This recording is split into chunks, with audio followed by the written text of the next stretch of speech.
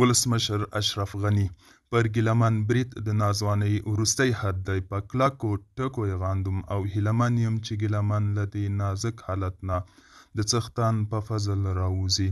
سلام، وخت مو په خیر. پام وکئ د نن ورځې تازه او مهم خبر ته.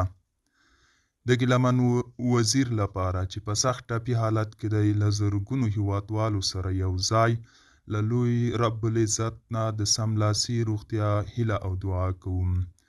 د هغه د ملګرو او مینوالو ځوانانو هلې ځلې ستایم چې ته یوازې ځای پر ځای د هغه د درملنې لپاره کوي، بلکې نورې لارې هم لټوي. پر ګیلمن برید د ناځوانۍ وروستی حد دی.